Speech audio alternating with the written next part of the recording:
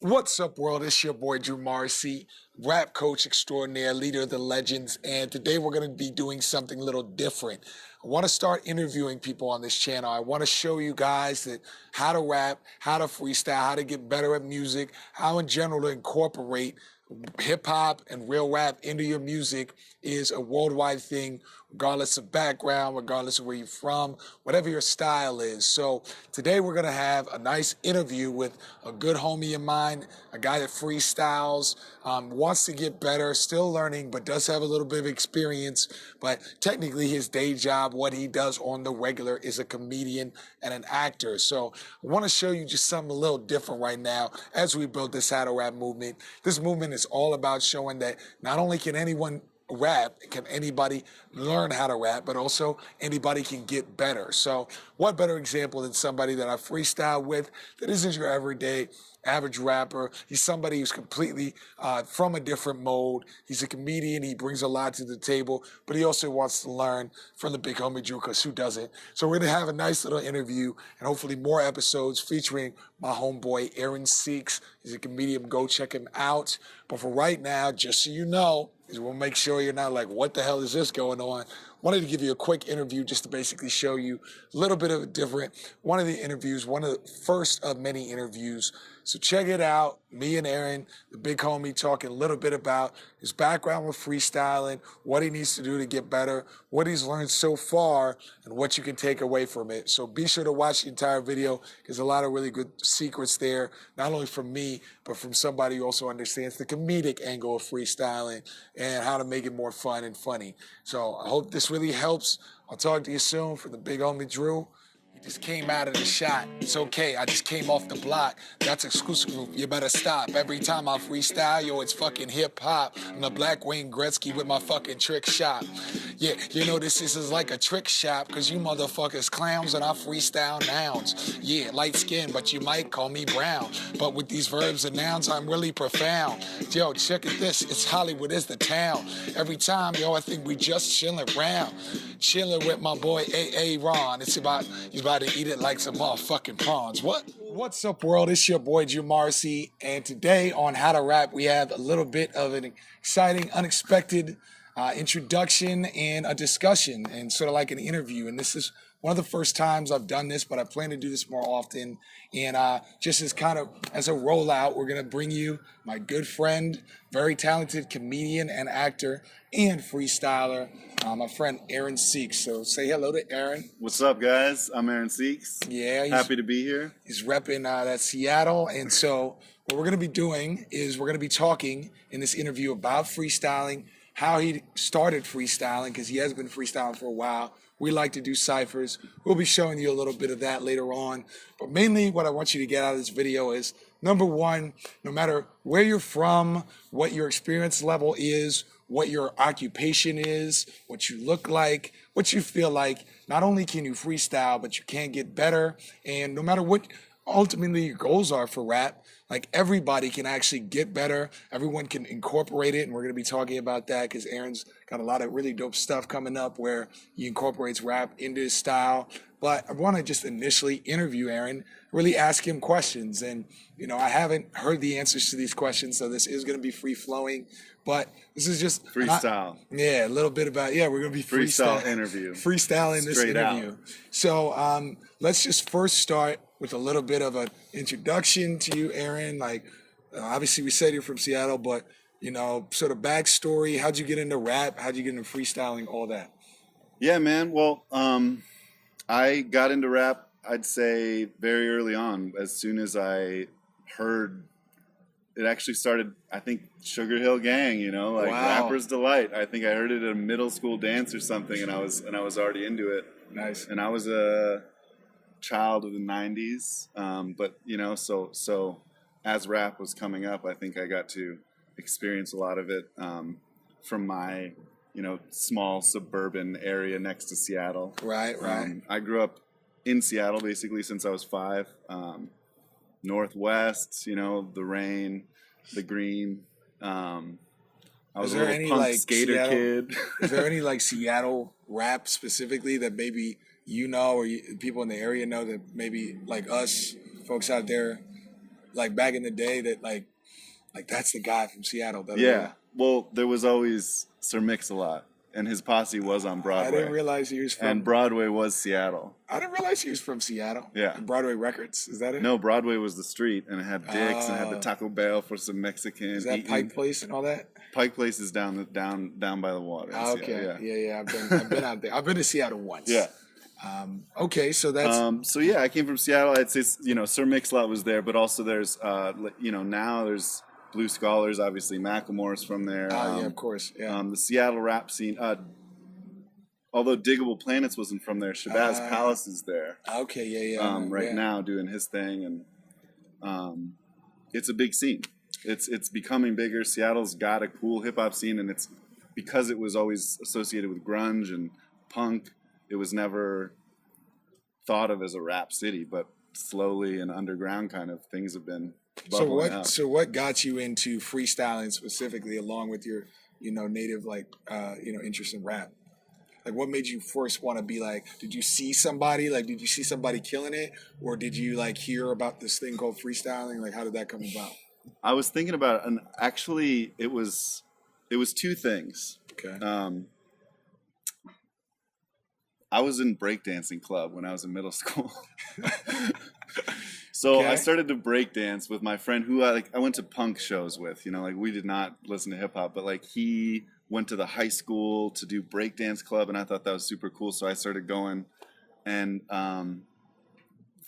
so I was listening to all these old school 70s, 80s breakdance beats, break beats. Right. Started listening to rap through that, and then finally when I heard the Roots and Rozelle. Rozelle was a huge thing because that's what started me beatboxing. Nice. I'm making them ladies drool. And they coming out like slobbering mouth and like they coming from north and south and east and west. They suppose I'm the best because I get this shit off my chest with no stress. No stress. About to hear that new album from Kanye West, and I hope it's the best. But the way he's twittering, I don't understand. It's got me fucking jittering. But he's got rhythm, my friend. I really like his beats. I really like the fact I came from the east. Now I'm back west, turned into a beast. Yeah, I do this shit with all these freaks saying, oh, I got a new house. I need some sheets, man. Oh, I need sheets. I need pillows. I gotta domesticate this shit. I'm fucking Willow with Val Kilmer doing Willow too, and now I'm gonna kill it. Yeah, that's the movie Never Happened. So when you first started freestyling, and obviously you're already a fan of the music, you interacted with the full culture, not just like emceeing, but obviously beatboxing and breakdancing. So true hip hop culture, all the sides of it. What artists influence you, or when you were first freestyling and first learning how to rap, so to speak, wink wink, what artists really took you on?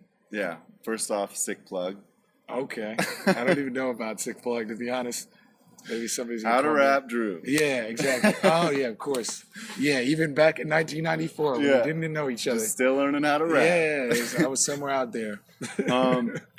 Yeah, no, I think of my favorite hip hop albums starting out when in high school that really got me into it was I remember at first I was into old school rap exclusively, so it was Sir Mix-a-Lot, wow. like Slick Rick, Sir Mix-a-Lot, and obviously Sugar Hill Gang and taking it back. Those kinds of guys. But then I remember hearing Jurassic 5, and that was kind of a foray into new school that sounded like old school. Yeah, for sure. And then Mos Def, Nas, Biggie. I remember the first time I heard Mos Def or saw the video for Mrs. Fat Booty. Yeah, love that. And I was just like, who is this guy? This guy's so tight. Yeah, that beat is ridiculous and he handles it so well. Yeah. Then he killed it in the Italian Job. Yeah, exactly.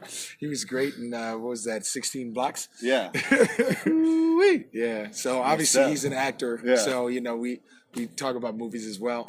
And then when it was actually time when I actually started freestyling was around senior year of high school, maybe freshman year of college. I met a guy at college who was from Stockton. He was all about backpack, underground hip hop. Yeah. Got me into that. We started listening to Biggie freestyles, Eminem freestyles, Idea and Atmosphere. Yeah. everything on the Wake Up Show and like all kinds of stuff like that, and just started playing beats. There was this tight site called centralcali.com where every time you refreshed it, it would play a new beat. Oh, wow. It's not a plug because it doesn't exist anymore. Yeah. But it was tight, and we would do that, and I would beatbox, and started to find more and more people we could freestyle with, and yeah, it just became kind of a fun thing to do with my buddies. It's funny too because like I'm from the East Coast, you're from the West Coast, and like having like been out here for a while, for a few years, you guys, like your culture on the West Coast is a little bit more towards the freestyle. Yeah. You know what I mean? Like even Sway himself is from Oakland. And, you know, when I moved out here, I first lived in the Bay, like I started freestyling just a lot more. Like, as you know, it's just more of a common thing, I think. It's not that lame to do it at a party. Yeah, yeah. And if you're with people that are actually good, it can be really fun and impressive for the ladies. I'm arguing like I'm larger than. Yeah, I'm chilling in the apartment. Who you start with them? Got big fucking fat pockets like Cartman, my friend. Watching South Park, freestyling this shit right before it gets dark. Yo, splitting bitches sorta like an art. Yeah, I got a degree, bitch. I'm hella smart, but I'd rather just do some shit. Fucking rap coaching. Yeah, they're kinda nervous. How do you have that notion? Cause I was fucking bitches with the back stroking. Yeah, after that I was like, pass lotion. KY jelly. Pass it to my boy and he's gonna be in the field. Like to tell me what? Yeah, exactly. We'll talk a little bit about, you know, you being able to freestyle, especially once you started to get a little good and like knew your way around a beat off the top. Yeah. Like, yeah, how does that feel? Like, you know, tell folks out there, there may be people watching this channel who want to freestyle or maybe are like, you know, good enough they can like do it in their room, but they want to take that leap towards like doing it at parties, maybe getting some girls from it, Yeah. you know, maybe like transitioning into doing shows. Like, how does that feel? I mean, it's really exciting because you're basically creating something from scratch. It's the same thing I love about doing improv comedy. And, you know, this kind of goes into, I'm trying to do improv comedy and rap together. Like it's this feeling of creating something together that's really exciting. It's why I think it took meeting somebody else to start doing it with that. It really, that's when I started to freestyle more and like it a lot more. I'd say like the feeling I get from a good freestyle when I'm with my buddies is very similar to the feeling I get when I make a bunch of people laugh, like telling a story or like in a group, you know? And it's just that like that was creative and I thought of it just like on the spot, like where did that come from, you know? Do you think that like one piece of advice you give to folks that are, you know, really beginning, like go out and find somebody else? And I agree with that. Like I would say, you know, it's worth it even if you have buddies, and we even have mutual friends we freestyle with who are not freestylers. They really could give a shit less. Yeah. But the fact that they're there, if you can just get them to spit 4 bars with you, I think, like you said, it adds to that energy for the group, and you are more likely to put yourself out there off the top. Absolutely. I mean, it's something that gets better, that you can get better with people. You know, it's not something that has to be an individual pursuit that you can't really share until you're ready, you know? Yeah. I think the best, well, this is a cool thought. Like the best part of freestyling is being able to make mistakes and make up for it. Yeah. You know? Yeah. And that's how you learn in anything, in comedy and drama and you know, writing or music and or anything relationships. in relationships, you know, you make a mistake and you learn. And if you're not doing it with people, if you're not willing to just put yourself out there, no matter how bad you might sound, you're never going to know and you're never going to learn. Yeah. I think it's the best advice I could give to anybody that I try and think about is the more comfortable you are, the less you're worrying about saying something stupid, and being willing to say something stupid allows you to maybe find something amazing, you know? Yeah, yeah. But you're not so afraid of everything being just right. Yeah, yeah. That's a huge key, major key. Sapping and pulling sap from trees, making maple syrup, put it on pancakes, please. Oh. Mama, get me on my knees. It's drama, and I suppose that these nuts. Yeah. Going for president, and I hope Drew is the next resident. Resident of the White House. Yeah, I want a Michelle Obama as my tight spouse. Yeah, if that's not it, then I'm like out. It's okay, I run this fucking game. That's a tight route. That's a night route. I run like Odell Beckham. Every time I do it, freestyle in seconds. Yo, I'm just repping that peach H-I-L-L-Y, and I'm a hell of a guy. Fly pelican fly, sorta like that big pun rhyme. I do this all the time, and this is fucking lunchtime. I teach him how to rap freestyles and punchlines. Yeah, and then I roll away like it's one time. Yeah, so come in off the sunshine. Okay, so we've seen that you really know the culture. You've really done the work. You're obviously a true fan, and an active participant, not even just a fan. And you know some of the ways to get pretty decent. So I know you're also a comedian, and I know you're an actor. So tell me a little bit about how you incorporate, because I've freestyled with you a lot, and one of my favorite things about your freestyle flows is how hilarious they are. Yeah. How do you go about incorporating that? What are the similarities between freestyling and comedy? All of that. Yeah, well, I think freestyling is a lot of times just rhyming what's already going on in your head. You're not necessarily changing up. I try not to change up who I am. That's a big thing, especially, being I don't know being a white guy from suburbia, right, growing up, like, I don't have the same ties to rap culture, so I'm not going to rap about things that I don't understand. Just like if I'm into reggae, I'm not going to sing about Ja. Right. Yeah. I don't believe in Ja. Yeah. Except for maybe Ja Rule. Yeah. It's the first couple albums. Yes, I believe in that. No, but I think comedy for me, the reason there are here in LA a bunch of troupes that are doing improv comedy and freestyle. So basically making up these hilarious comedy scenes, but doing it all in rap. Yeah. I've been seeing that, and it kind of got me back into freestyling. Like, I had always freestyled all my life, or since I was 12, and started beatboxing, and had patches where if I was around the right people, I was doing it a lot more often. But it's been a long time, and then I saw these people doing comedy on stage while rapping, and I was like, I have to do that, right. And that's why I wanted to talk to you about. That's why I came to you and asked you about your coaching, because I wanted to know about, like, how I could get better and how I could get better on stage. Yeah. But as far as being funny when you rap, I think it's about being willing to take that thought that you think is probably inappropriate and just go full bore, just go 100% with it, and just take it, even if it's something that makes you seem like an idiot, or sound stupid or whatever. Like, who cares? It's funny when you make fun of yourself. That's why some of the best comedians on stage are just making fun of themselves all the time. And I think some of the best rappers too. I mean, you think about the Redmans, the Eminems, like those that kind of comedic rap can really have a great place as well. Yeah, regardless of where you're from, where you live at. Yeah, and it's about being vulnerable and willing to say whatever. If it's going to be a cool rhyme, who cares how you sound? You know, like, I'm not about, it goes along with, I'm not really about battling. I don't really battle because I don't really like to say mean things about people. Yeah, well, you're alone in that. Nobody better come at me. Yeah. Coming to homie Drew. I will. And I'll destroy. Hey. Yeah. No, but I just think I like to, it's the sharing thing. It's something that can be funny, and just like when you're talking with your friends and you want to make fun of yourself and fun of each other, and it's all cool. I think that's the best environment for me to feel creative and rhyme well. Yeah.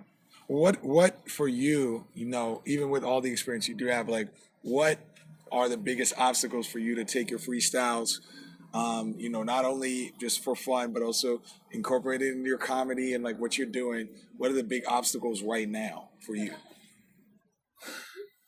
I'd say one thing is consistency. I don't rap enough. Yeah. Okay. And that needs to, it can't just be something I do at the end of the night when we're partying or I've been drinking or whatever. Like, it should be something that I work on, just like I work on any other craft. So that's a big thing, is consistency. Also being myself. That's, it's one thing. It's incorporating the comedy, not trying to be somebody I'm not, or rap about things that I don't experience or don't know about. Right. That to me is fun, and that allows me to do a lot more comedy stuff, because it's just talking about random stuff or talking about a scene or a character, as opposed to, right, just gangster rap or something. I don't want to talk. I don't mean it like that, but you know what I mean. Like, right. Just something that I don't have experience with. Okay. Well, what do you think of this? Like, what if we were to start a couple lessons and just like film them for how to rap for the folks out there? Be sure to comment on that if you'd like to see some live coaching specifically to do with freestyle, but also incorporating some of your style. Big AA Ron. Yeah, big AA Ron. Learning the lessons. Seeks. You know about him. Look him up. And Seeks is his last name. That's crazy. Yeah. Last name's a verb. I do Seeks rhymes. It Seeks rhymes. We could start doing a couple episodes where we just like coach you through like consistency. We can talk about how to stay consistent. How long do you need to freestyle? We can talk a little bit about being yourself, how to incorporate your story, comedy, Seattle, all of that. We can just work through that, and I will cut it up, make it like nice and organized, and see, test the big homie Drew's skill with it. Your unorthodox style rapper, a comedian, an actor, and a freestyler. Yes, I'm totally down. I think that would be awesome. Dope. And I like the idea of, not everyone is going to be a rapper. Not everyone that wants to do this with you is necessarily making rap their career, but it's just like taking guitar lessons or learning Spanish or French or whatever, like, right. It's good for your brain. It's good for your craft. If you're doing music, for me, I'm doing comedy, like, right. I want to incorporate it if I can, but if nothing else, it just makes me a sharper person. Yeah. And a more creative, willing to go with the flow, dynamic person. Yeah. And if nothing else, like at parties, you'll just be that cool motherfucker. Yeah. Can freestyle. So, we're going to, Well, I just want to say, all right. That is what I think is so cool about How to Rap Drew and what you're doing.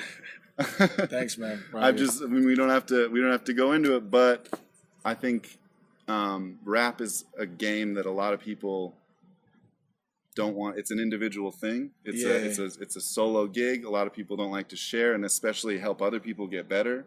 And it can be for everybody, and it can be something that anybody can get good at if they just try and practice. And I hope to be a good example. Appreciate that, man. Well, it's like my work's cut out for me because I want you to be a good example. No, I'm just kidding.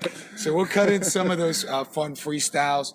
Look for it. Comment, like, share, all that good stuff. Let us know, because we definitely want to show you guys, actual live examples of how coaching works, how you can do this in an unorthodox context. He's a professional actor, comedian. It's not every day. It's not always has to be just like that signed rapper in order for it to be really helpful, really useful. So that being said, we're off. Beautiful California sunshine. Thanks again to Aaron Seeks, my big homie. Follow him on social media. He needs to get the social media game on. So help him out by following him and telling him. I got about 6 followers on Twitter, maybe 7 on Facebook. It's going pretty well. So we're trying to double that to 14 and 18 and all that. So we'll talk to you soon. Thanks with your again. Help. Yeah, mad love, and I'll see you soon. Thanks. Peace. Yeah, passing to the boy, because this lady likes me like a sex toy. She realizes I'm harder than a diamond. And she's looking at me saying, "You lying." No, that ain't real. I'm saying, yeah, it's made of steel, and I make you fucking feel real good. With this wood, this red-headed make it dead, let's get back to he's a fucking ginger. Got her hitting high notes, sorta like a singer. Ooh. Yeah, it was a one-night flinger. One night only when we fucking boning. I'm not calling up in the morning. Bitch, I ain't texting, I ain't phoning. This is a volcano, it is active, not dormant. So I feel like the Wu-Tang Killer Bees, how we swarming. Ooh. Oh, I feel it's live shit I'm performing. Yeah, the white boys would be like, he is awesome. But I just take precaution because I'm colder than the city I was born in, Boston. Boston, talking Seattle. I'll make your fucking brain rattle when I tattle. I tell your tale like it's out of school. All these fools trying to look at me and tool up my shit, but it don't need fixing. Unless it's coming from Drew, then I'm listening. Oh, yeah. That's called fucking coaching and teaching. Get up his flow for no reason. Yeah, because I really care about helping. Yeah, you know, it's like I'm just melting every fucking rapper who act like he is hot, cause he's really not, coming off the exclusive group block. Shameless plug. Nah, I'm from the birds, I ain't a lame ass thug. I just get them lame ass hugs from your girl, and I said, bitch, I don't want it. I'm too busy being cold and dark, I'm fucking haunted. Ooh, haunted like a house? You, Shit, that's scary, man. yeah. Be scared, be very scared. Bitch! Are there ghosts?